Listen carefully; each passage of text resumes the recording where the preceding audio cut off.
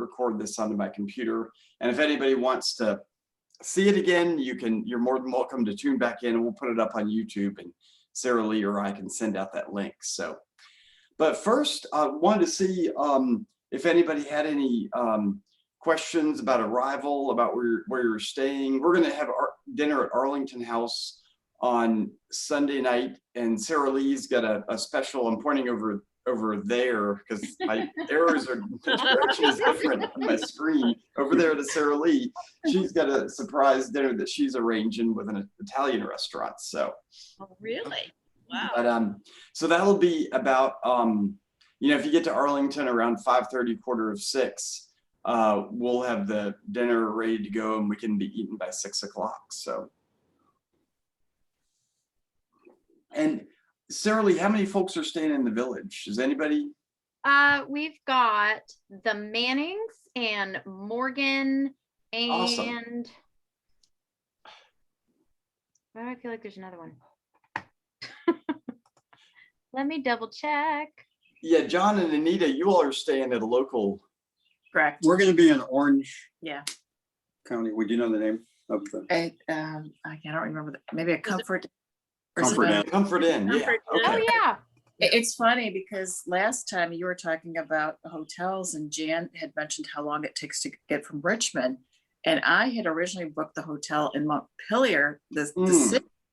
And I got to thinking, I was like, well, wait a minute, it's not an hour from there to the house. And I double checked, and it's Yeah. I booked the wrong place, and I rebooked thanks to Oh, that Zoom. I'm so glad you I'm checked. so Yeah. glad. I'm Now we're so only a glad. few. Yeah, but oh my goodness, we're not an hour away, are we? It gets everybody. It's all and it's understandable. I always laugh that it happened to Madison too. He once ordered all these the Alexandria Gazette to come to his home, Montpelier Plantation, and he just said James Madison Montpelier, and it didn't arrive for weeks, and he found out it had gone to Montpelier, Vermont. So I mean, it happens to us all. I don't think much was at Montpelier, Virginia back then. I think there's a church and a school, and that's about it. So And a tree. on 33. No, it looks like right now it is just Morgan and the Mannings. So Okay, cool. perfect. Do you know what house, Sarah Lee? I can find out because she finally put that on the calendar for me. And I'll That get helps. that all for you. Well, we don't need it right this minute, but before we end. Oh yeah, no, I was gonna send that to you all tonight after the Zoom call, but she just put that up what house it was in. So I believe it's house 8. That's where we've always stayed. Well, Cool. Well, what we'll do when we do the dinner on Sunday night, it's going to be at Arlington House, and that'll be the one of the that's kind of our house it's a house we use for interns, and also in the past before COVID for expeditioners, and we'll be going back to that hopefully soon. But we'll have dinner there, and then we'll give instructions and the schedule for the week, and we'll do formal introductions on Monday morning when all the staff is there over at the visitor center. But for tonight, what I wanted to do is to do a little bit of what we were going to be doing all week, which is doing some give you all content, but also get some feedback from you all in terms of dialogue with exploring the sites that are at Montpelier, and having you all begin to engage with the experience. I mean, one of the main things about our programs is they're experiential programs, and want to have you all really take that Madison mantra, which is critical thinking, looking at and understanding why we do what we do, why we're investigating the sorts of evidence we're looking at from archaeology, the kind of questions we're asking. And part of that is, placing yourself in the middle of it, not in the middle, not just in the middle of the unit or the area you're surveying, but also in the questions that we're asking and how they relate, back to you all and your all's lives. So the title of what we're talking about tonight is Power of Place, and it on its face, it doesn't seem to have much to do with what we're going to talk about. We're going to be talking about the history of the landscape and how we've discovered that through archaeology. But it really is the power of place in terms of, what we've been able to do with the archaeology at Montpelier is discover a new way of looking at the landscape. It's a beautiful landscape at Montpelier. You get rolling hills, you get views of the Blue Ridge, but then what the archaeology reveals, is how it was used as a site of enslavement. And then we sew that in with our discussion of Madison and the Constitution and why it means something to talk about Madison's role as a plantation owner at Montpelier, where he developed the Virginia plan, but at the same time, he learned how to be an enslaver, and he inherited, over 100 people that provided his wealth that allowed him to be, father of the Constitution, president of the United States. So with the power of place, what I always like to start out with is questions to you all.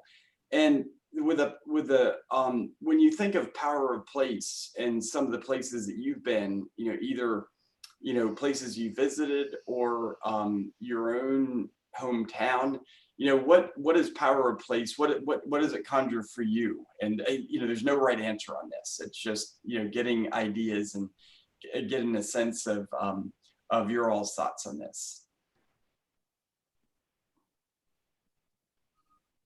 Well, we lived by New Salem State Park in Illinois, and Abraham Lincoln lived there 6 years.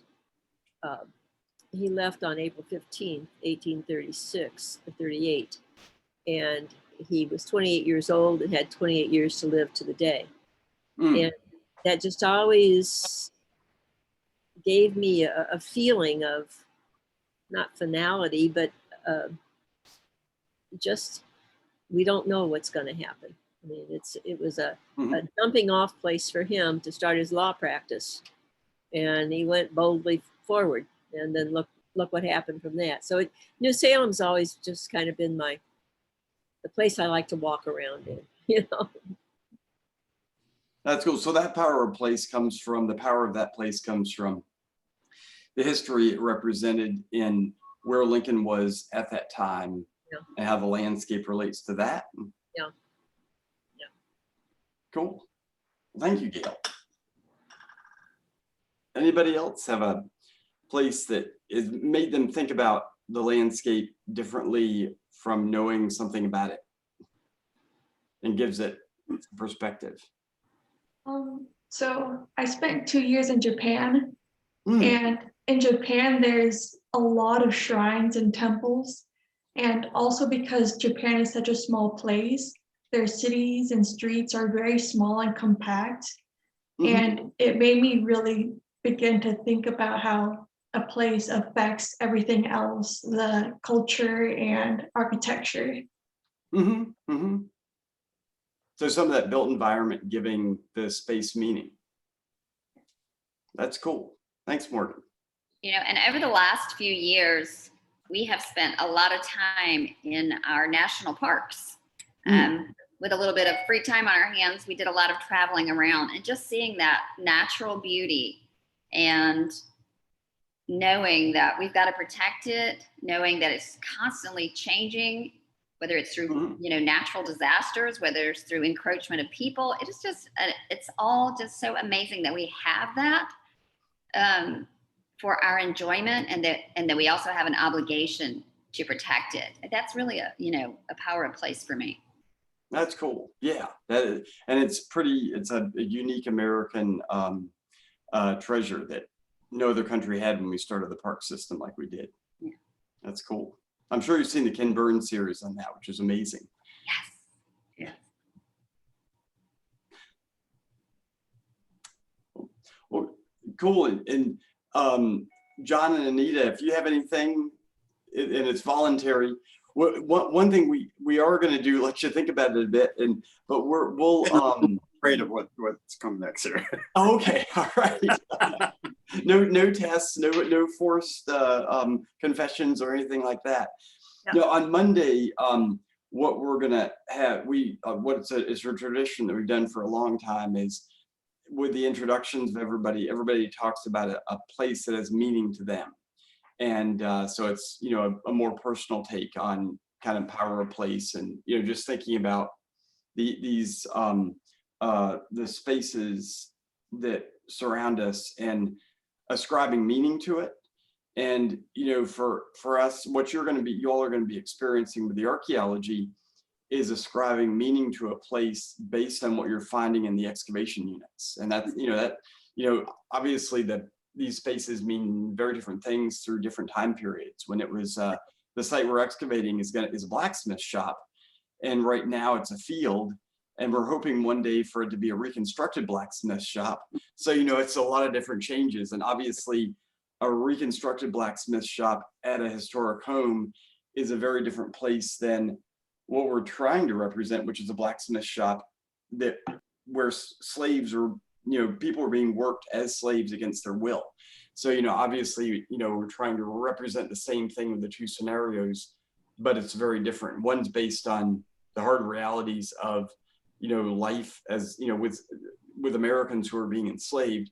The other is based on our interpretation of that with the archaeology that you all are going to be excavating, this next week, to understand what that place looked like, because there's no recorded documents whatsoever about this site. Like, there's no map that showed us where to dig, and I'll get into that a little bit today, and Terry will go into even more of that when he gives you the tour of the landscape. But what most of what we're going to be talking about tonight is, what we've discovered over the past 20 or so years of doing archaeology at Montpelier, and how that is really, and how this landscape has changed through time, and how we've gotten to where we are today in terms of our interpretations and, the data that we've got. So, we'll go ahead and jump on in. And Sarah Lee, are you going to stay with us, or are you heading out? I was going to head out, but I wanted to do one last interruption. And just now that most of you are here, just checking in, make sure if anybody needs anything that they maybe forgot to email me or weren't able to, that I can do to help. Those of you staying in Constitution Village, I'm sending out that email as I get off about details about where you're staying and all that. But anything anybody needs, wants? Sarah Lee, Patty hasn't gotten your email yet. Oh, all righty.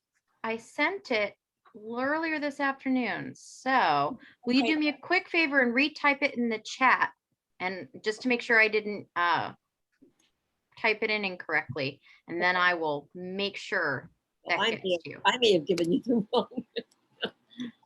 Thank you. Thanks for the interruption, everyone. That's what I do well. It's why I put myself on mute so much. It wasn't just so you didn't have to hear me chewing. I get very excited. Oops.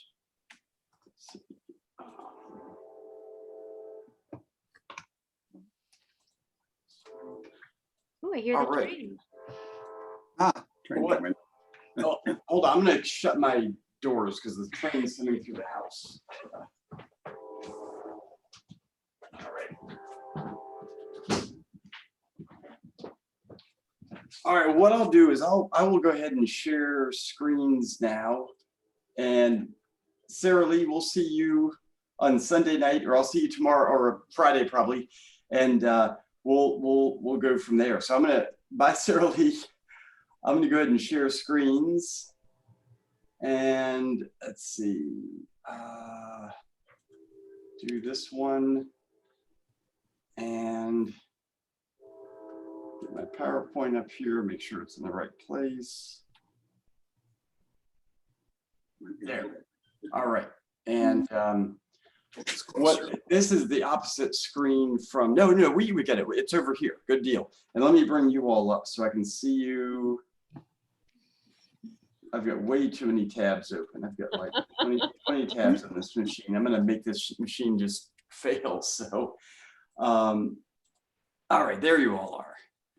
Have you all over here. So, yeah. So what I'm going to talk about tonight, I know Tony and Gail, you all could probably give this this lecture, after the number of times you've seen it, but it's always different. It's, and what the emphasis is on for this season, really, in many ways, is so in so many ways, in years past, we've been looking at the sites around the main house. And the main house for Montpelier, we have restored to its 1820s appearance. And really for the past, gosh, from like 2003 up through about 2019, we were pretty much focused on this space around the main house. You can see my arrow moving around here, I think.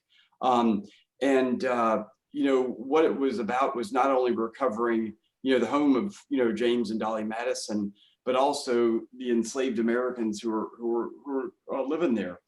And this season, what we're looking at is another part of Montpelier that people don't expect to see when they come to visit, which is the landscape of labor at Montpelier. And this is what we're working on over the next 5 years is this area that we call the home farm complex, which is was the main farm in the Madison era. And in about like 20 minutes, I'll get to that, but I wanted to start with the context for, you know, where Montpelier has been through the years, why we have so much preservation at Montpelier, why the landscape is so well preserved. And then also talk about the Madison family from the perspective of, you know, who they were as enslavers, as, you know, people that owned land, not because it was beautiful, not because they had a view of the Blue Ridge Mountains. They owned it because they deemed it based on what they found when they did some of the earlier surveys in the area, like in the 1720s, that it was the most valuable agricultural land. So what made this a dream spot for the Madison family wasn't the beauty that we know of, you know, Orange County and Central Virginia today. It was what underlied the forest, that deep clay loam that we call the Davidson clay loam today, that has this really rich agricultural potential. And so for what we've been really, you know, what you think of when you think of archaeology at places like this is usually it's, you know, looking at sites where people are living. I mean, that's what's most evident when you do archaeology at a plantation site. And how many of you all have been, you know, I know Gail and Tony, you all been to a lot of sites at Montpelier, but who else has been to an archaeology site? Anybody else? No. So no, okay, that's awesome. Well, this is a whole fresh new take, which is cool. Well, usually when you think of archaeology, I mean, have you all been to like Colonial Williamsburg and We're there right. Huh? We're there. We're going to be there tomorrow. Oh, okay, yeah. Well, when you're there, John and Anita, you should go by Custis Square, and then also the First African Baptist Church, which is CW is doing excavations on right now. And really, if you've ever been to any historic site, you've been on an archaeological site. It was just underground and it wasn't being dug. So archaeological sites are everywhere, but an actual active excavation. But usually when you go to a site, what most of the time people are looking at, archaeologists are looking at, are these domestic sites. So for example, in the South Yard, which is where the quarters for house slaves are, and Terry will give you all a tour of this on Monday. These are these buildings, and I'll go into more detail on this in a second, are these buildings that were the homes for house slaves that we excavated from 2010 up until 2016, that we eventually, you know, used to reconstruct what the South Yard looks like. And then closer to where we're working this week at the field quarter, we excavated and found the remains of field quarter structures. This is about 10 years ago we did these excavations, and then eventually reconstructed these, you know, as the log structures that they were.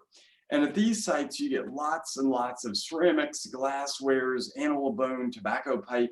You know, it's all this domestic debris.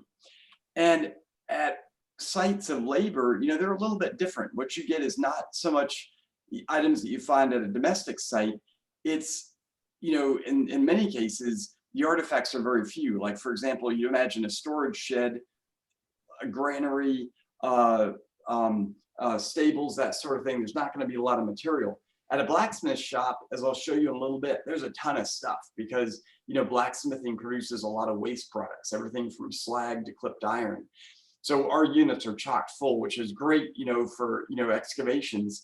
Usually, and we'll talk more about this, how these other sites are found is through metal detector survey. And you all will be able to witness this. And Patty, you're going to be taking part in this in some of the survey.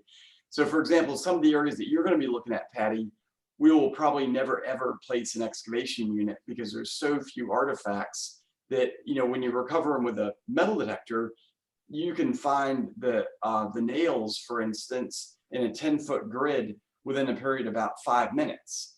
Trying to find those in an excavation unit would take all summer. So it's, it's efficiency in motion with a lot of this. And we'll get into more of the details on this in a second. But for a lot of the other sites, so for example, the fields where the crops are grown and processing sites, all this can be found with metal detector surveys and then also with, LiDAR. And Sarah Lee sent you some articles that dealt with the Eastwoods and the home farm that had some of the metal detecting and LiDAR. I don't know if y'all had a chance to look at those. Do those sound familiar? Did you get them? We watched them. Okay, cool. If you got those, I think she resent those links earlier this week with a link to the Zoom. But that's really what we're looking at right now. And why do you think those are important to Montpelier? Why do we want to find these? I mean, when everybody wants to see where people are living, what's the importance of these sites of labor?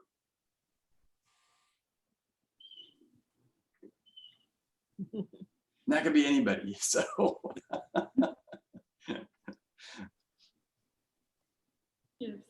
Jump in there. But doesn't it just complete the story of what you're looking for? I mean, every little shed and building is a piece of that history, and you're trying to get the complete picture. Yeah, and that is actually, I think that is, I don't have that, but that is actually the complete story, like telling a full story of slavery. That's where, what we're after.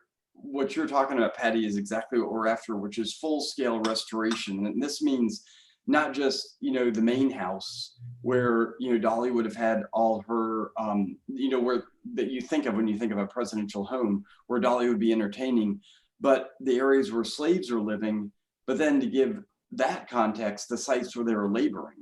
And what's really amazing about these sites that are preserved at Montpelier and a lot of other places is they're the only witness to the labor that slaves were engaged in. These sites are the sites where slaves were doing the daily work. And there's, like, for Montpelier, there's no documents that talk about this. There's no, timesheets that slaves had because they weren't being paid.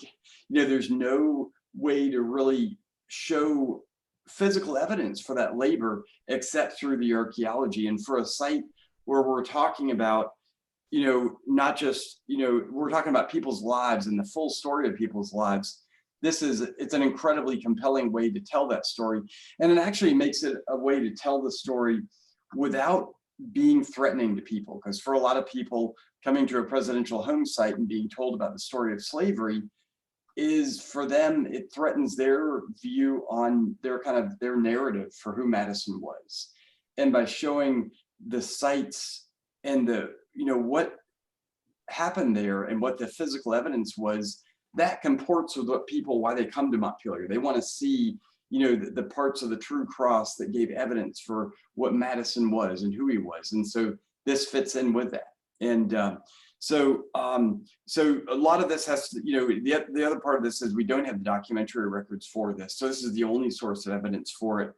And it makes, that might be, I mean, for those who hadn't been there, they probably don't realize what happened to Madison's records. So you might want to just mention. Yeah, that is an important part. Gail, do you remember what happened, Gail? Well, after he died, the family didn't want him to be, they were afraid people would want to make money off of him. So they were burned. Yeah. All of John Payne Todd, the wayward stepson of James Madison, this was his stepson from Dolly's first marriage. After Dolly sells the plantation, all the plantation records ends up with John Payne Todd's house down in Gordonsville, which is about 10 miles away from Montpelier. And like you were talking about, Gail, all of Madison's nieces and nephews go to Todd's birth, find 2 rooms full of documents, decide there's way too much scandal there, and then take it out to the backyard, save a few mementos, and put a match to the rest of it. So with that goes all the maps, all the ledger books that would have survived, the farm books that like Jefferson had and survives at Monticello, all those gets burnt up. And it removes the evidence of Madison and what he did as an owner of Americans that he enslaved. So it's the archaeological record that we turn to get guidance on what happened with that.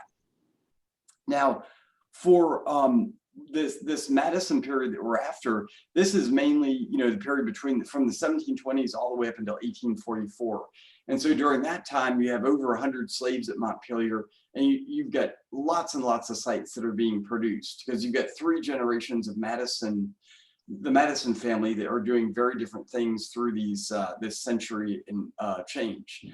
After the Madisons sell the property, it really is more preservation that happens at Montpelier. From the 1840s up until 1900, there's only about 25 laborers, enslaved up until the Civil War, and then free laborers after the Civil War.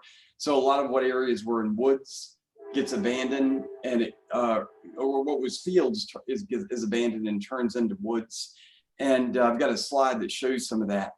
And during the 20th century, when you have the DuPonts owning the property, this is when, it goes back to about 100 people living and working at Montpelier, but they're pretty much providing for the entertainment of the DuPonts. So they're, their footprint in the landscape is very small, and Montpelier is mainly a country estate and a horse farm.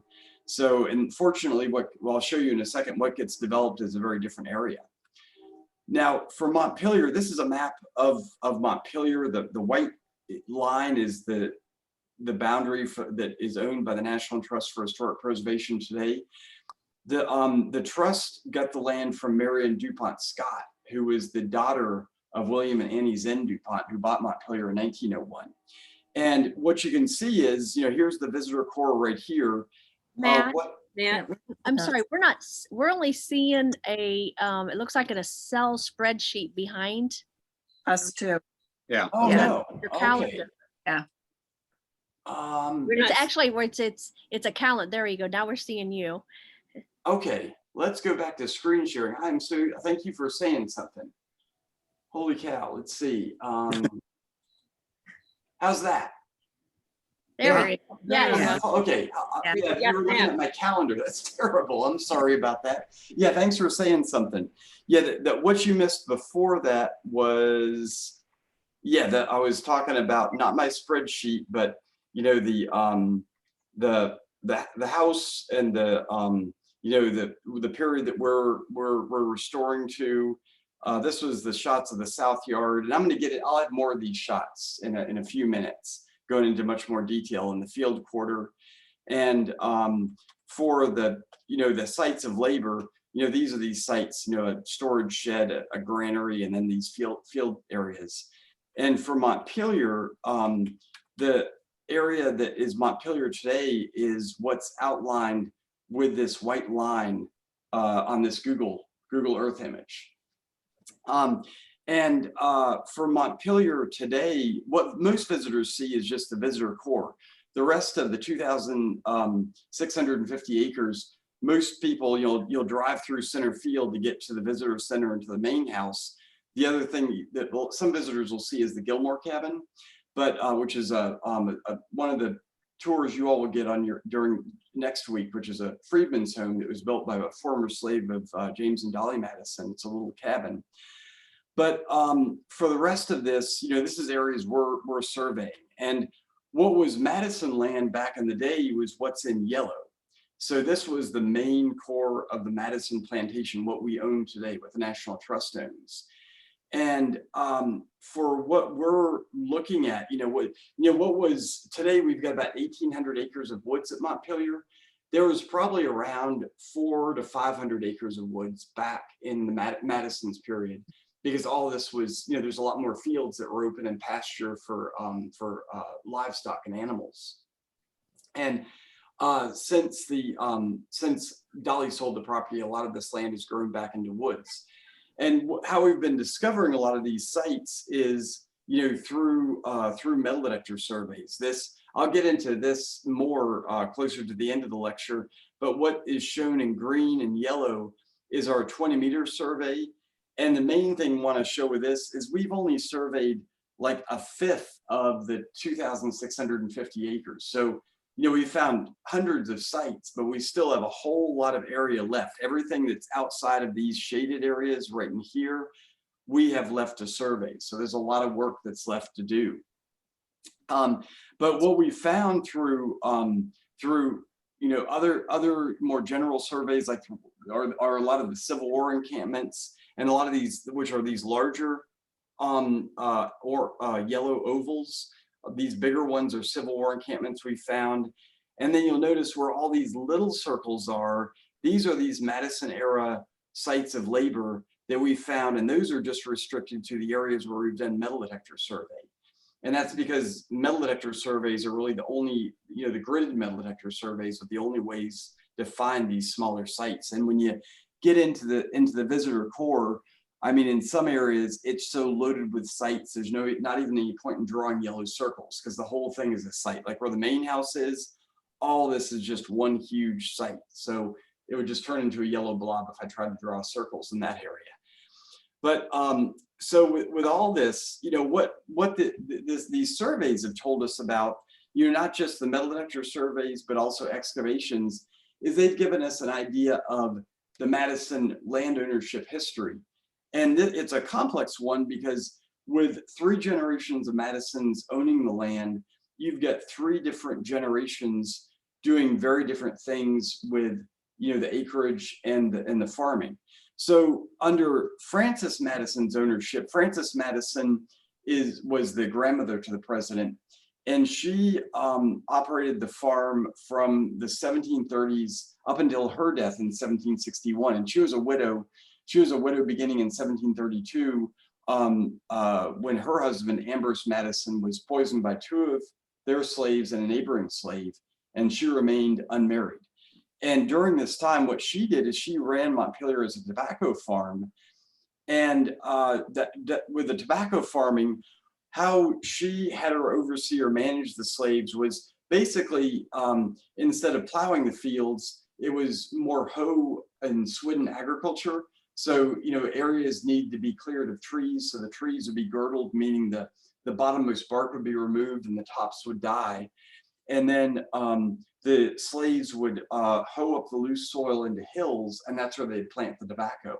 So it was a very intensive labor system, but allowed for large areas to be worked. Because with this, you can, you know, without plowing, with doing hoe-based agriculture, you can hoe a pretty steep slope. And what we found is even in some of the steeper slopes, like over on Chicken Mountain, we found evidence for tobacco farming happening everywhere. And so in the steeper areas, you get a lot of erosion. And it was only her son in the next generation, around the time of the American Revolution, that you start to get plow agriculture. And we'll go into a little bit more of, you know, the Madison ownership and history when you all do your highlights tour on Tuesday, or no, that's going to be on Monday with a house tour. But the next generation of Madisons is James Madison Sr. and Nellie Conway Madison, his wife.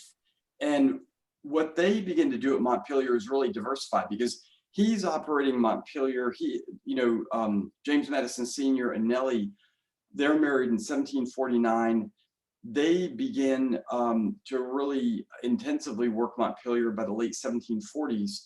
And while the grandmother is growing tobacco, what James's parents, President Madison's parents, end up doing is they start diversifying the farm, and James Madison's parents open up a mercantile shop at Montpelier, meaning they're importing goods from England and then selling them to local farmers. This is when Madison's father begins a set of his slaves doing blacksmithing, and so they're not just repairing tools for the farm, they're making items like wagons and plows for the region. And so during the American Revolution, this allows Montpelier to survive all the ups and downs of the tobacco economy. So where a lot of farms in the Piedmont begin to fail in the 1770s and 80s with debt to merchants in England because they can't sell the tobacco at the higher price anymore. The Madisons are depending a lot more on the local economy.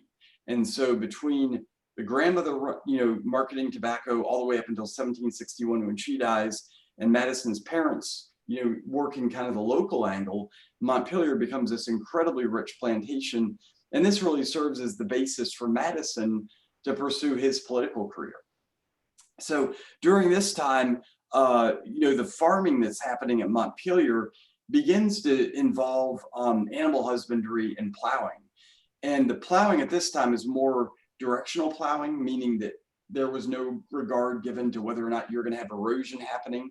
So if you plow a slope up and down the slope and you get a heavy rain, all those plow furrows funnel the water into a single gully and you just get massive sheet erosion. So this was the worst period for agricultural land at Montpelier, and really limited, later on what kind of crops could be grown. During this time period is when the main house is built. So the picture that's down here on the lower right, this is what the main house looked like during the American Revolution, with the in between the two singular brick chimneys, and then being this typical Georgian symmetrical balance. And what we found out in front of the house is there are these dependencies that were in front of the building, and then to the north where the temple is today, that's where that massive blacksmith shop is located. And there's a booklet. You've got a PDF of it, but you'll have a copy of it in your goodie bag that you'll get on Sunday night that goes over a lot of this as well. And did you all see the archaeology booklet that has a lot of the history on this? Some of these images should look familiar. Yes. I saw it. Yeah. You saw? Okay, cool. Yeah. Good deal. And you'll get that booklet physically when you arrive on Sunday night. So the next generation, and it's during this period that we've also more recently made an amazing discovery of, that the main house wasn't built until 1765, but there was this earlier planter's cottage that we discovered back in 2016 that for years we thought was the kitchen. Well, this turns out to be the childhood home of James Madison, the boyhood home. And this is right in the South Yard. And what we discovered was, this building that looks something like this, that we've actually built back on the landscape. And you'll see that we just finished this building. It's actually completed and painted. And hopefully Terry will be able to bring you through that on Monday. But it's an absolute amazing building, not just for the architecture, but for the history, because this building was built, these brick foundations that we uncovered in 2016, we're able to figure out were built by like 1750. And so, this was the home base for James's parents up until the grandmother dies in 1761, when they begin to build the main house. So she serves as the family matriarch up until 1761. That's why the big house at Montpelier that we've got today wasn't begun to be built until she had passed away. And then kind of the next generation passed the baton in terms of, who had the family seat.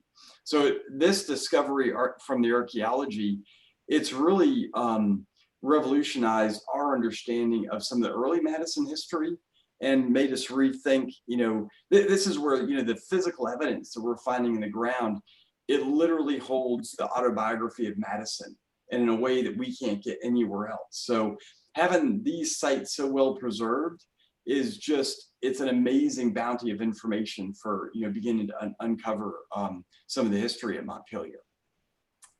Now the next sets of buildings at Montpelier are with, associated with the James and Dolly. So they're married in 1795. Their first retirement is in 1797. And when they retire here in 1797, this is after they finish their stint in Philadelphia in the legislature. They have no idea that they're going to spend 16 years in DC starting in 1801. They blithely think they're skipping back to Montpelier to retire. So they arranged to have this duplex addition built by 1799, and then to unify their section of the house with the parents' section, because remember, his his dad doesn't die until 1801, and then his mom doesn't die until 1829. So she lives to be over 98 years old, which is pretty amazing. You know, she's got such an incredibly long trajectory. But what they do is they unify these two parts of the house with this front portico. But at the same time, what we found with the archaeology, and again, this is all based on archaeological evidence, these outbuildings remain out front, as does the blacksmith shop over by the temple. And it's not until they start planning for their ultimate retirement from the White House that the house looks like it does today. So he's Secretary of State from 1801 up until 1808 under Jefferson. And then in 1808, he's elected president, and they have an 8-year stint in DC.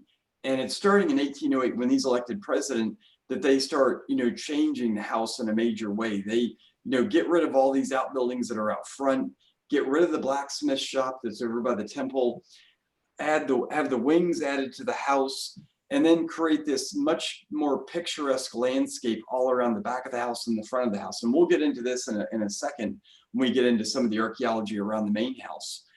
But all this landscape remains up until about 1836. And that's when James Madison passes away. And when he passes away, Dolly almost immediately moves back to Washington, D.C. And in 1844, the estate is in such debt that she sells the property.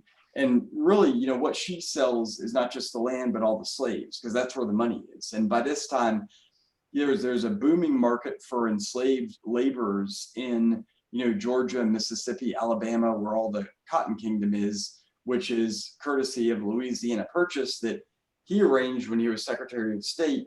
And then, of course, Eli Whitney's cotton gin, because once the cotton gin comes in, the only restrictions to cotton production is how much cotton you can grow and how fast you can pick it.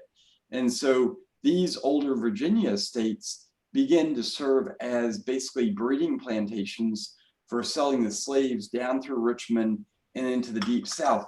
And of course, the Madisons know this. I mean, the one reason Madison, he is very much opposed to ending slavery for several reasons. One is he knows it would be a threat to the Union. He writes a pamphlet in 1834 talking about advice to my country that, basically treat any force unqualifiable, it doesn't mention slavery, but he says treat any force that will divide the Union as a serpent in the Garden of Eden.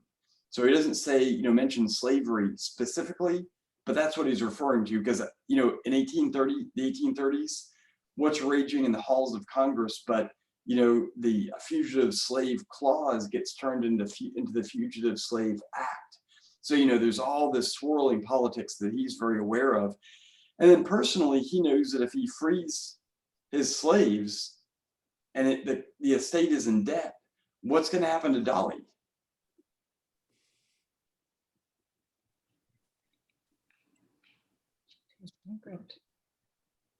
Yeah, she's going to go to the poorhouse. I mean, she is not going to be able to retire with any resources whatsoever. So, for him, it's personal. It has a real implication for him as not just as a politician, but as a Madison family member. So it'd be kind of like, if I had a bunch of debt that I knew that was going to go to my kids, and I had just bought, part of it was from buying a new Mercedes Benz, and I wanted to assuage my guilt, so I gave that to NPR. And then I called the bank and said, hey, I gave my Mercedes that I took a loan out from you to NPR. Do I still have to pay you back the money? I mean, the bank would be like, yeah, you do. So, and, so it's the same thing, it's that same logic. I mean, it was people as commodities. And really, this is where, in terms of the work we're doing, we're trying to see where this came from and where these decisions came from founding fathers. And there's no better place to do this than at, the plantation home of Madison. It's really is a case in point. But for what happens to Montpelier after this, after 1844, the sale, this is when all the slave quarters are removed. They're no longer, no longer have 120 slaves you have to house. So all these buildings, basically from the house all the way past the visitor center, all these structures go away. And what happens with the old farm complex is it gets moved to the northern part of the property over where the archaeology lab is today, and where some of you all will be staying in the village. This is where the new farm area is starting in 1850. And all this area becomes abandoned. And then, you know, all the way through the Civil War, you know, that's another period where you have a lot of activity because you have over 1,500 troops camped at Montpelier. And Chris Pash will be giving you all a tour of some of the Civil War encampments. And it's during this period that you've got troops occupying Montpelier during the summer of 1863 after the Battle of Gettysburg, and then all the way up until Wilderness with some of these winter encampments that we've discovered, you know, over the past 20 years. What's great about the Civil War is it really allows us to talk about Madison's legacy. You know, discovering those camps made us think, you know, how do we fit this into talking about Madison? And it was really, you know, what the Civil War was really of the trial of the Constitution by fire. I mean, I don't know of another country where you enter a civil war and you end with the same form of government that you went in on. You know, instead of becoming a dictatorship because of the amendment process of the Constitution, we end up with a stronger form of federal government after the Civil War than we went into at beginning. So, you know, it kind of course corrected for what the Confederacy was trying to do. So we interpret these sites based on what we found with the archaeology, and you'll all be able to see some of these encampments when you visit next week. And for Montpelier, you know, Montpelier is the building that changes the most during this time period. A lot of the, you know, after emancipation, there are some small farmsteads get set up, like the Gilmore Cabin. This is a picture of the Gilmore Cabin in 1910, and we've restored it to its 1880s appearance. But all the really big changes that happened at Montpelier begin in 1901, and this is when the DuPonts buy the property, and this is when the Montpelier is basically tripled in size in terms of the house. You go from, you know, relatively small main house at the time period. This is a shot of the back of the mansion, and this is what it looks like after all the DuPont wings go on. There's the back colonnade getting sucked into all these additions. And so what happens with the rest of the property is the DuPonts use this as a country estate and as a horse farm, and they don't need to, you know, plow the fields and cut the woods to make money. They've got their Delaware investments. And so this leads to just incredible preservation of all these 18th and 19th century sites at a time where, you know, with mechanized plows and bulldozers, you know, there could have been all kinds of damage that would have happened to Montpelier, but the DuPonts really preserve what's there, which is an amazing, you know, period for us to investigate and be able to figure out what Montpelier looks like in the 1820s.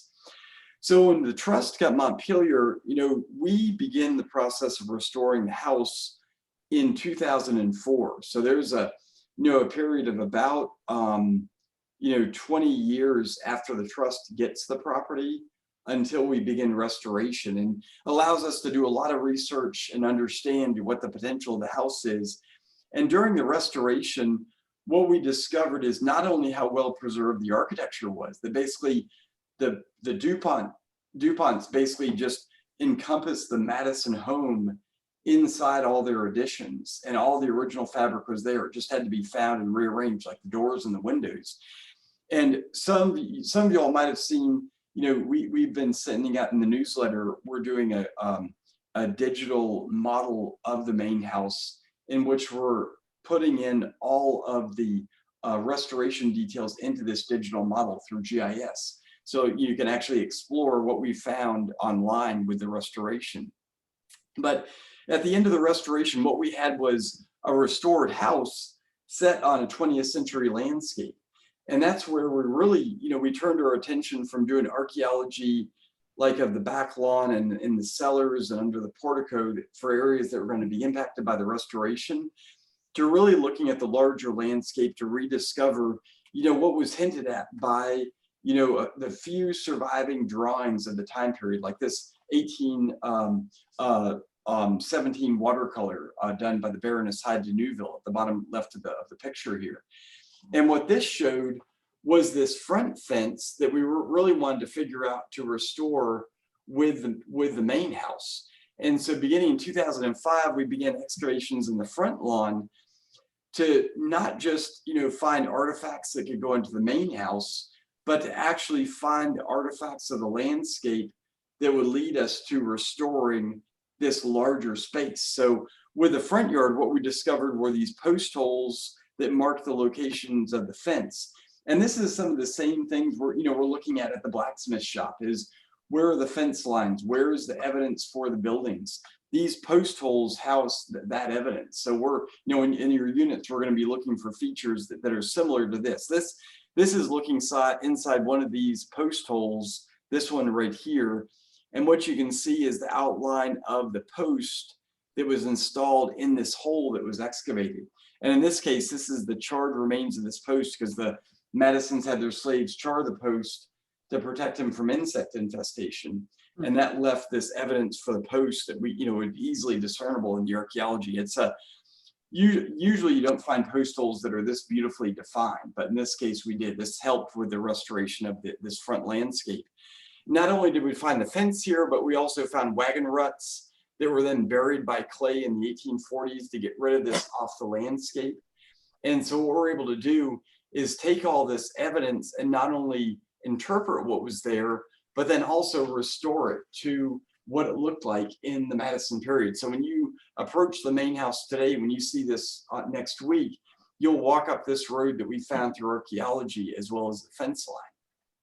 So with the work we did on discovering this landscape, what we also were able to do is begin to make conjectural drawings of what this space looked like. So this is a 3D computer image of the main house, showing not only the fence that runs from the boxwood grotto all the way over to the temple, but then also this planted landscape that we've discovered over the past like 5 or 6 years. So with the pine alley and the grove, these are areas that we did excavations on from 2017 all the way into 2019. And what we discovered there was evidence for these trees, but also that's where we discovered earlier evidence for this earlier 18th century landscape that was redone in 1807 to put these trees in what used to be these flanking outbuildings here and here. Dolly and James arranged for these trees to be planted to remove those for the landscape, but they all were preserved below all this planted landscape. So some amazing archaeology in that area. And what we've been able to discover is how this area is organized. So you've got a trash deposit over here, what we affectionately call Dolly's Midden, where we found all the items from the dining room that were broken and slaves had thrown downslope from the north kitchen. And then for the back lawn, this is where we found evidence for the landscaping that Madison had his slaves do to level out this back lawn in this Piedmont landscape. And then finally, with the garden, there's some of the same terracing. We've never done excavations in the garden, but this was going to be the next area that we looked at prior to going out to the home farm. Eventually we'll come back and look at this area, but it's the south yard that really held such incredible information. The south yard is where the quarters for house slaves are located. And in this space right here, what was initially revealed from a simple insurance map of these buildings, these 3 dwellings for servants or slaves, and these 2 smokehouses. This is where we did so much archaeology, the buildings, excavating the duplexes, and then later on the smokehouses, and then eventually the kitchen and the north dwelling. And Terry is going to give you all a tour of the south yard, so I don't want to steal his thunder in terms of what he'll talk to you about there. And then a lot of these pictures are in that booklet as well. And if I went into this, we'd be here till like midnight. So we want to keep it to a dull roar how much information I'm funneling to you all. But for one of the most important things, and has given us not only a perspective on what this space looked like, but also how to interpret this space, was the South Yard is where we really began to work intensively with the descendant community.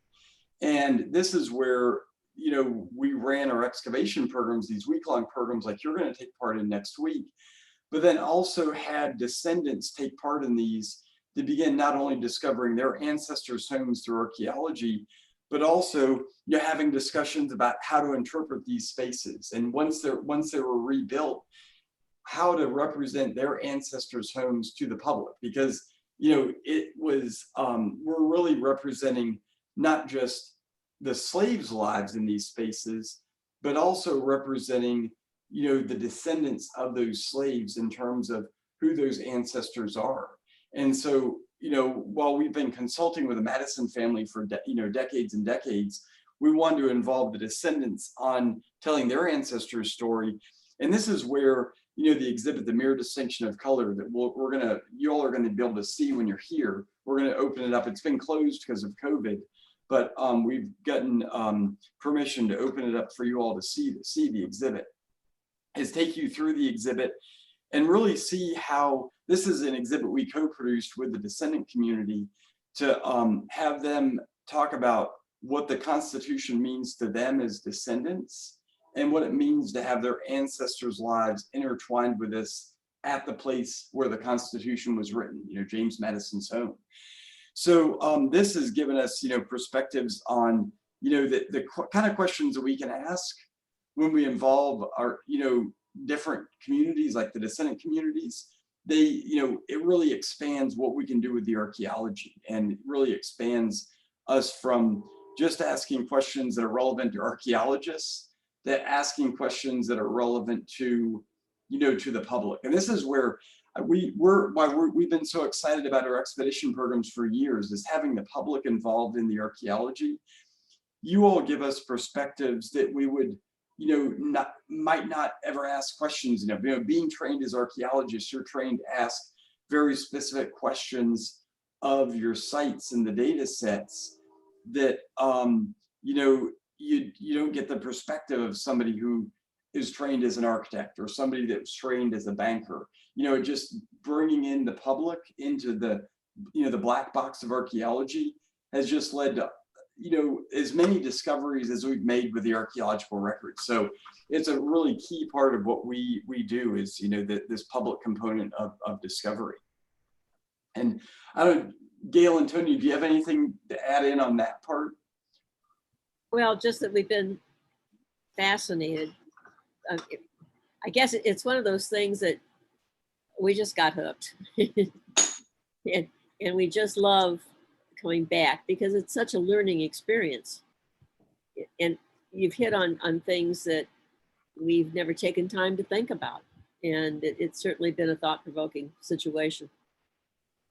Yeah, and that's having, seeing like expedition members discover the process of archaeology, that in many, it keeps us inspired, because it's, you know, to see, you know, people get excited over a nail or a brick, it makes it all fresh for us as well. And then, you know, people, you know, you all are going to be asking questions this next week that we have never thought of. And so that's where, you know, we want to encourage the dialogue and the conversation. And for the site we're working on, this is on the, you know, the total opposite end of what we've just been talking about. The main house is up here. This is, you know, where we spent, you know, 20 years of archaeology. But then below the visitor center, you've got what is this beautiful field that turns out back in the 1820s was basically, it was a farm, it was a work complex, and it was a forced labor camp, because I don't know how else to describe a place where you do labor and you have people, you know, held against their will. You know, it's a, you know, this is truly, you know, with the main house, you can look at the main house, even with the slave quarters, and, you know, the beauty is there, but it's underlying it is, you know, what the forced labor is. With the home farm, you know, while its beauty is in its natural state, the built environment really, that's the witness for the labor there. Where I think, you know, when people park their car today, they see a field and a few of these buildings. After we're done with the work over the next 5 years, we want to have this look like a farm complex and have people, get out of their car and be like, what is that? I thought we were seeing Madison's home. And then, what we're going to say is this is Madison's home, because when Madison was home at Montpelier, he was a slave owner, and that's how he was able to pursue his political career, with the wealth produced from, everything that's out here, from slave quarters, the stables, the work sheds, the tobacco barn, the overseer's house, the white person that was hired to oversee production at the plantation, the blacksmith shop where you all are excavating this coming week, and then where the main slaves lived, all these slave quarters. And so for all this area, we've been surveying this for years. And what was most evident from initial surveys we did were these living spots, the slave quarters, where we had lots of ceramics. These areas that were in red, and also the blacksmith shop, we had never found because, not doing metal detector surveys, these sites don't show up through, the standard kind of shovel test pits and units where we're looking for lots of artifacts. Once we started doing metal detector surveys across this area, this is where, really the power of how a metal detector survey at Montpelier happens. With the metal detector surveys, what we do is we don't just go out and randomly metal detect. We lay the area out on a grid. And in this case, this is the whole property right here, all 2,650 acres. And how we start the surveys is with a 20-meter grid, which is about 66 feet by 66 feet, about a tenth of an acre.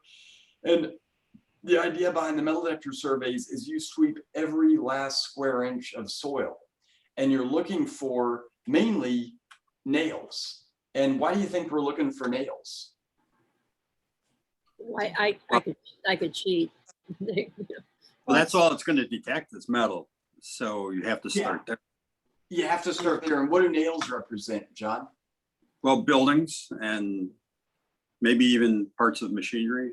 Yeah, and buildings what we're after. And so these smaller tobacco barns, you don't find a scatter of tobacco tools because there's no tools that are, tobacco. What's used in a tobacco barn are these sticks to stab through the tobacco and hang them on wooden racks. But it's the nails that make up the building that show up with the metal detector survey. And so all these areas where you have these red and yellow dots, those are sites where we've got buildings. And if you're looking at this closely, you might notice there's a lot of red areas in here. And when we zoom into to this area right here in a second, you'll see. But the other thing about nails is you can date a site with these nails. So from the Revolutionary War all the way up until the 1840s, you go through about 4 different periods of nails. And so not only can you find the buildings, but then you can date them. And so all of a sudden, not only do you know where the buildings are, but you know what generation of Madison's ownership these relate to. And what we're after is this 1808 to 1848 period. And it just so happens those are most of the sites we found. They're the best preserved. It's where when most of the activity was taking place, especially around the main house. And so for this area right here, if you blow up this visitor core area, what you begin to see with a 20-meter survey is, you've got these massive areas like where the threshing barn is and the slave quarters are and the overseer's house and blacksmith shop. Those show up very well. But it's not until you really begin to refine the metal detector surveys and you go from this 20-meter grid right here, which is what you see right here. This is the size of a 20-meter grid with a map that's right here to give you some perspective. Once we find these areas of concentrations, then we take it down to a 10-foot grid. And with a 10-foot grid, all of a sudden you get these big red blobs that get refined into where the buildings are. So in the case of the overseer's house, you can see where with the metal detector survey here, we're able to go from a really huge area, like a 2-acre area, down to an area of about a less than a tenth of an acre to know where to put units. And in the case of the blacksmith shop, I've actually got the most recent map up that I downloaded today. You can see this is this 20-meter map. Can you all see that? Mhm. Okay, cool. Just want to make sure the screen was showing up. And then if you go from the 20-meter map to the 10-foot grids, all of a sudden you can begin to see where, and I'm going to turn off the 20-meter here, you can begin to see where these buildings are showing up. So for example, this is the visitor center is up here. Here's the Madison Family Cemetery. Here's the overseer's house where we did excavations last year. Where we're working this year is the blacksmith shop. And so with where the blacksmith shop is, you've got this major concentration of iron objects that's at the top of this hill. And that's where we're beginning to put in units. And I'll send you a link to this right after this. I'll send you, we've got a summary of the kitchen that we just wrote up that I think y'all would enjoy. But what you can do when you get this map is you can actually see, we've plotted out where the metal detector hits are on this, and you can click on these yellow dots and see all the items that are recovered. So for example, in this little hole that's basically less than a foot in diameter, what Dennis recovered was about 10 different items. This part of what looks to be a stock lock. You've got some horseshoe nails here, part of a bit right in this area, and then some clipped iron from blacksmithing. And if I go back to this map, there's one of these, oops, that was just loaded. It was, yeah, here's one of this is near one of the units where, it was just some of these plugs, you have 40 or 50 artifacts in an area that was just like less than a foot in diameter, where, what Dennis does, our metal detectorist, is he'll get the signal and he'll count up how many hits per square there are, how many distinct hits he hears, and then he'll select a few to dig. And in this area right in here, where all the red is, he had so many hits that he couldn't even differentiate between signals. And when he dug some of these plugs, what he found was the reason why he couldn't differentiate between signals is the area is just basically paved with iron. So in this, a hole about, less than 6 inches in diameter, he's finding parts of a punch, all this clipped iron, all these horseshoe nails. And so what it gives evidence for is, how big the blacksmith shop is, and then where we can place units. So if we go back to our PowerPoint here, what you see is when you get into, this area right in here, where where Dennis is doing the metal detector survey, all these red flags represent where his hits are. And then where the yellow is the area, the ones he selected to sample, is we've used this to figure out where to place our excavation units. And so what these excavation units look like. This is a shot of the overseer's house that we did last year. And the blacksmith shop is just right over here. I showed you all this slide about a couple of weeks ago. But basically, this is what the blacksmith shop over here is going to look like by the end of the season. We're going to have a scatter shot of units all across the landscape. So hopefully we can find what features are there. And the features we're looking at the blacksmith shop are, obviously, we want to find where the forge is, because that's where all the activity was taking place, and basically figure out enough of what's there so we can begin to figure out where the buildings are, and then open up a lot of excavation units where these buildings are and have it look more like the South Yard did, where there's a whole bunch of units cheek to jowl to each other. And so what we're doing over this year and next year is basically taking all these sites that we've found. This is a 3D map of the farm complex, and doing the 10-foot metal detector survey at all these sites, and then going in and putting units. And what we're for some of these, like these sheds and the wagon house, I don't think we're going to find enough to really justify putting in units. I think a lot of the recovery is going to be done with metal detector survey, because it's just such a light scatter. And hopefully with the metal detector survey, we'll be able to figure out where potential buildings are and put a few units in there.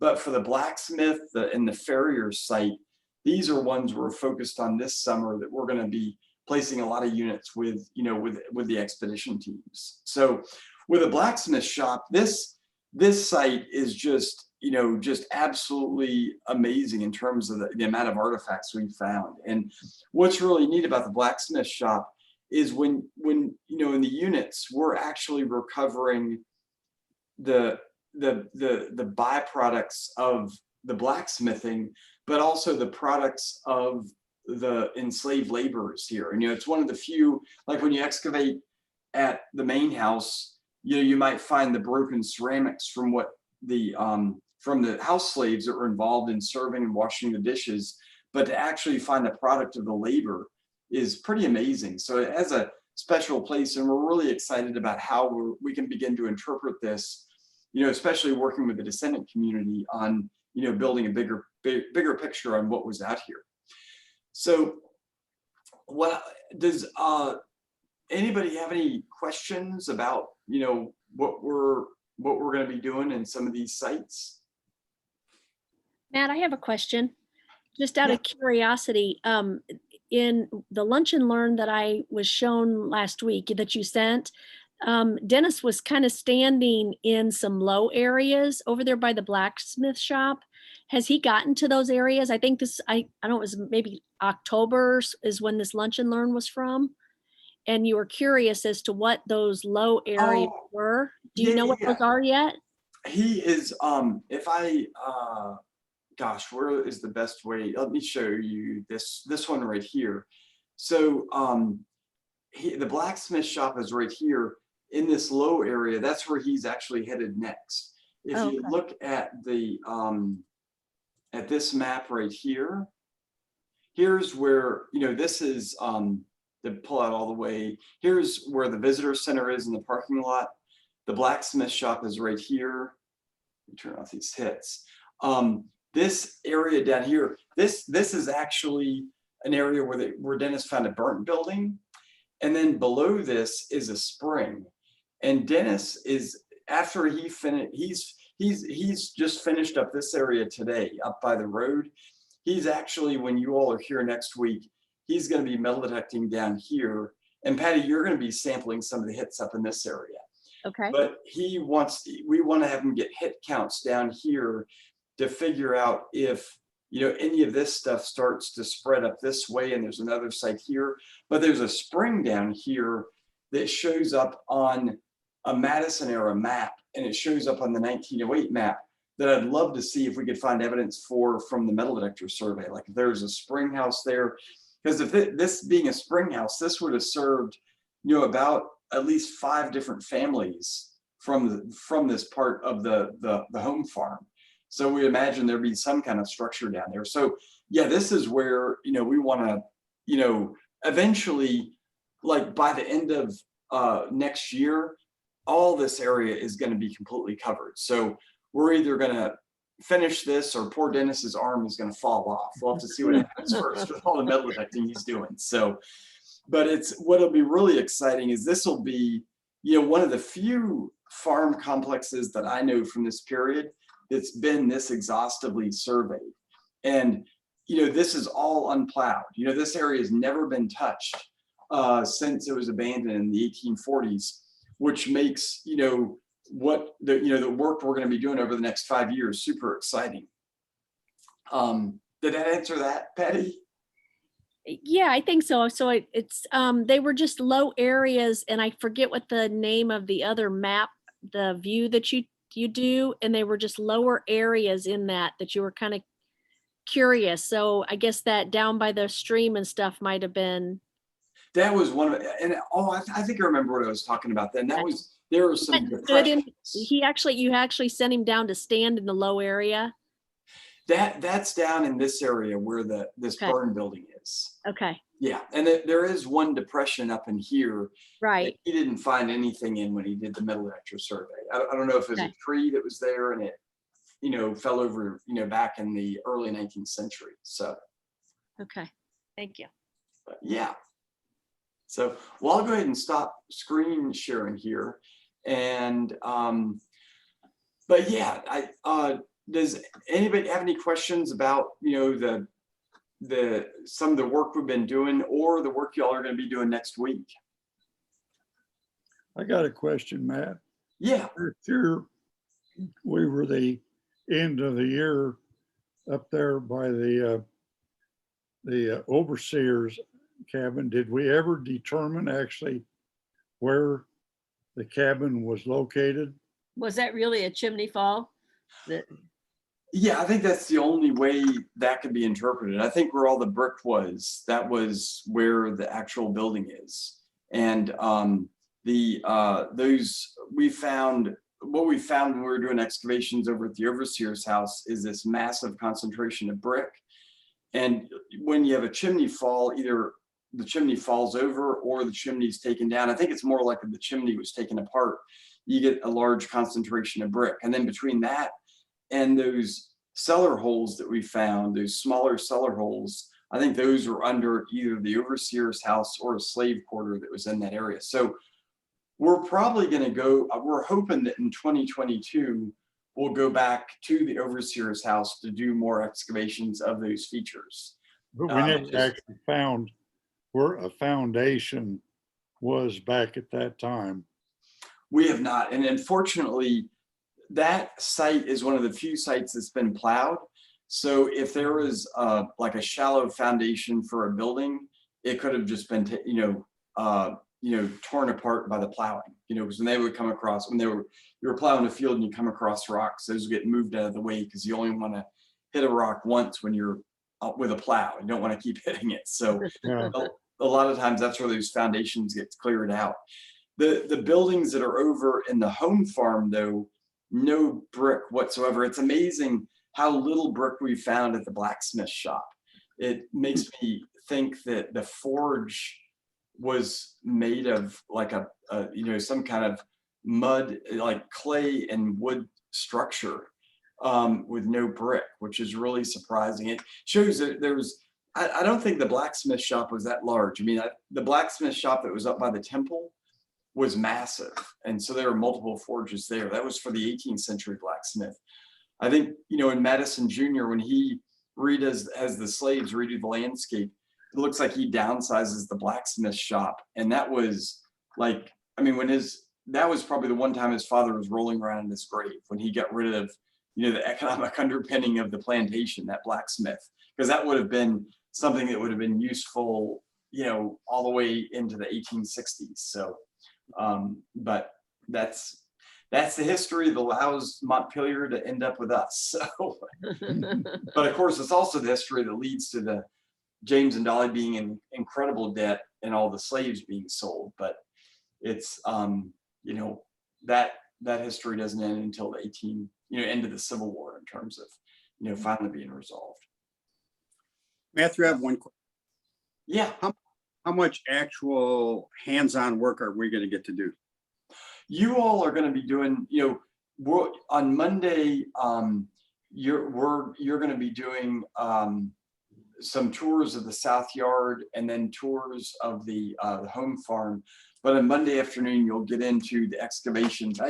Terry and Sarah Lee have been making up the schedule, and we'll get that to you on when you arrive on Sunday, and we can talk about the specifics. But for the majority, like 80% of your time is going to be in a unit, and then also handling and washing artifacts. So what we've designed these programs to be is just enough information so you're not dangerous in a unit, but to be as much hands-on activities as possible. Well, So, I don't want to ruin any artifacts, but I would like to get involved as much as yeah, no, that is, one thing we pride ourselves, and we'll talk about this more on Monday morning, is you all are doing everything that the archaeology crew is doing. So we want to, you get involved in every aspect of it. It's only for a week, but it's, everything that the crew is doing. There's some digs where the participants go and screen back dirt. And people tell me about this. I'm like, oh my God, how could you run a program like that? But, it's in England though, where the back dirt is filled with, sherds. But still, we want to have you all have as much understanding of the research process. And the best way to do that is getting, in the trenches and digging. And so you'll learn, how to handle a trowel, how to use the digging tools we use, If you're interested in the paperwork, we'll show you that. That's, digital paperwork that's more involved. And if you were learning the paperwork, you'd probably need a month to learn it, which is why we have a month-long field school, which happens in June. But yeah, this is, geared towards being a hands-on practical program. And that's why people come back year after year. So it's because every site is different. You're doing the same thing in a unit, but you're finding very different things with the sites we were looking at. So, but anyway, thanks, John. That's a good question. Thank you. So Matt, are we still required to wear masks the whole time? Yeah, for when you're in the unit and you're on your own, you don't need to wear a mask. Okay. But anytime anyone comes over, yeah, Okay. we need to wear the mask. It's Perfect. this Okay. the reason why we've been able to do our programs and have them be successful is we haven't had any like COVID occurrences. And what I fear is the minute that happens, we don't want to obviously don't want to spread COVID, but also the minute that happens, our programs get shut down. And that's, we're almost there. I mean, we're so close with people. I've received my second shot, and I don't know how many people are vaccinated? Tony and I and Patty have all had our shots. Okay, cool. Yeah, you've had one there, Both. Jen? I've had 2. Yeah, 2. Okay, good deal. Yeah, it's and what I'm hoping is that by the fall, we'll be able to relax a lot more of what our procedures are. But for right now, it's just too early in the vaccination game. And a lot of the crew has not been back. I think most of the crew has had one shot, but actually we Jennifer and Mac, who just started this week, they have not been vaccinated. So we didn't want to be careful. Yeah. But no, thanks, Jan. That's good. Something good to note. So we can't bring treats for 10 o'clock. I think you can bring treats for 10 o'clock. Absolutely. So All right. that is absolutely a necessity. So Okay. Just want to make sure it's okay. yeah, I think last year everybody was still kind of running scared about everything. I think, we're not going to go crazy on the handling of things yet, but I think, the fear of like contact through, hand contact has been pretty much understood to be, a much lower risk. Okay. So it's the aerosols, that the CDC is most concerned about. So, but still, we don't want to have everybody start licking their hands. So it's cool. Well, looking forward to seeing you all on Sunday and over at Arlington House. That's a historic site in and of itself. So be fun to show you all that and then to have dinner and then get you all out at the site and seeing what we're up to. And I see the gate code has changed. Yeah, 1101. Yeah. And is anybody, what time are most of you all arriving? You all arriving on Saturday or Sunday? We're going to be Sunday, probably after 3 o'clock, somewhere along there. We're going to drive straight through. Okay. Is anybody arriving earlier on Sunday? Yeah, we'll be here Saturday. No, Sunday. Well, I mean, we'll be at our hotel. No, Sunday. Oh, Sunday. Never mind. On Sunday. Okay. Yeah, we're trying to figure out if, because the maximum size we can have in the main house is 6 people. And so doing that in one tour. But I think, Well, we can sit out, Matt. oh, well, yeah, Gail and Tony, that would be great. No, thanks. That would be a huge help for the newbies to be able to see the main house. So, and I know Terry and Mary and Sarah Lee are planning all that out right now with the schedule, and we'll know more on that. So, cool. All right. Well, in the meantime, if you all do have any questions, feel free to contact either Sarah Lee or myself. And then for arrival on Sunday, just remember for Arlington House, you don't go through the main gate. you follow the directions from Google over to Arlington Drive, and that's off of Jacksontown Road. So if you can go in the main gate if you want on Sunday earlier to see the property, absolutely, you know, to be able to drive around and walk around. But then we'll see you all at around 5:30, 5:45 at Arlington for dinner. So Good. That sounds all right. great. Well, good talking with you all tonight, and look, safe travels, and looking forward to seeing you all on Sunday. Thanks, Matt. Thank Take you. care. Thank Thank you. Take care. Bye, everybody. See everybody. Bye.